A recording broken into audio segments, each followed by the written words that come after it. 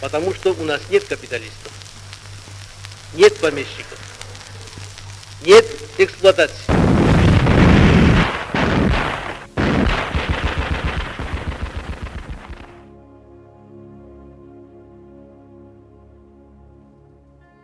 The Russian Revolution had inspired socialists worldwide to try and emulate them. Socialism, at least in its American version, was very reformist, very gradualist. It worked within the political system. The communists wanted to work outside the system, and they wanted to push history a lot harder. It starts saying capitalism is about to collapse. The system rebounded a little bit in the 20s, but now it's looking really bad. Everybody ignores them, and then in 1929, the stock market crashes. Best thing ever happened to the party. Part of their message resonates. There's something wrong with capitalism. It's inherently unstable. And in fact, Franklin Roosevelt is saying exactly the same thing. And the New Deal is an attempt to regulate the economy and keep it from crashing.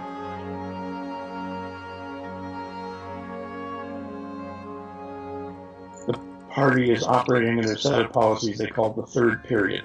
But they cannot crack the mainstream. Then these guys get seriously lucky.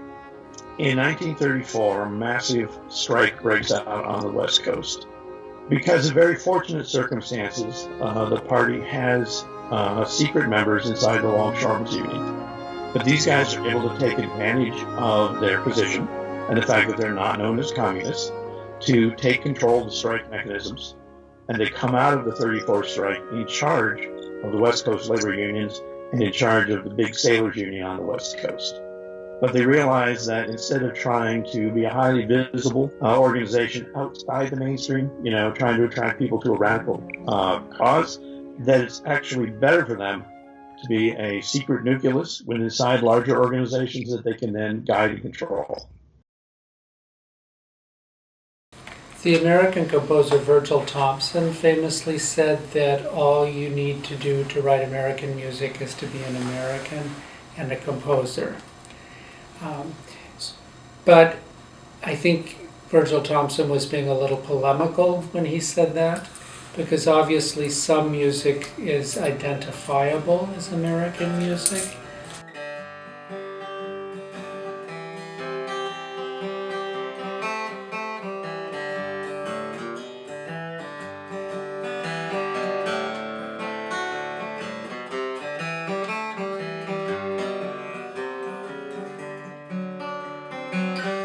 My baby and me, your mandolin and fiddle all night long. Maybe we can write a song. I use the word, I call myself a folk singer a lot. It's such an old phrase, it's brand new again. And because most folks don't know what that is or what it means, that's why I use it. But to me, it's just someone who loves real, organic, acoustic music. It's good entertainment, but it's also powerful because it can move people more than, say, a pop song can. A pop song is going to be more designed to open your wallet, and a folk song is going to be more designed to open your heart. The 1930s was a decade littered with federal initiatives to improve the morale of citizens suffering from the effects of the Depression. Concurrently, the American Communist Party was crafting its Popular Front to appeal to American society by appearing as movement leaders rather than radicals. The notion of a dichotomy between the proletarians and more affluent citizens became more prominent, requiring a new tactic for the movement. Folk musicians provided this fresh approach, singing of a better world while subtly imbuing their songs with communist rhetoric. This was the first time that American folk music was utilized to elevate an American social movement, taking a stand and setting a precedent for future generations and movements to come.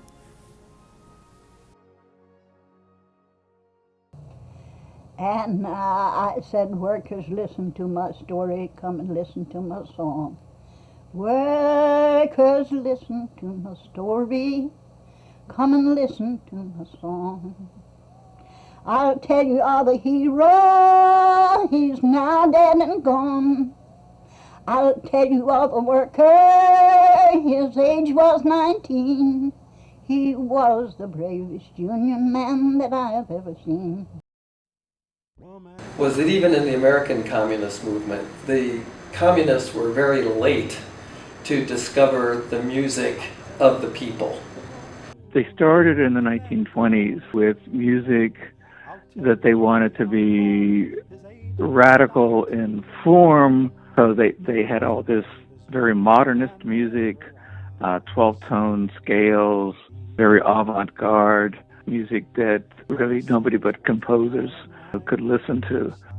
In the summer of 1935, all the party members go to Moscow for a conference, which is the beginning of what's called the Popular Front. Popular Front basically says that it's the duty of the party to make alliances with other left-wing organizations. It is the duty of the party to, and they never say this out loud, infiltrate other organizations. Party members should then rise to positions of power so these organizations can be controlled. Well, because the party is dedicated to the common man, to the working class. The idea is that classical music is nice, it's great. A lot of these guys actually appreciate it, but it's not the music of the masses. It's not the music that can get a really strong message out to people where they live. And that message comes from music that the people themselves have created, and that's folk music.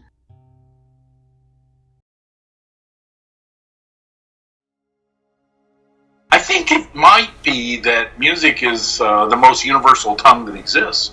And I think music pulls people together in a way and it energizes them and gives them bonding and a sense of identity. And it also can be written and used in such a way as to tell people about, the frames of justice and, framing problems.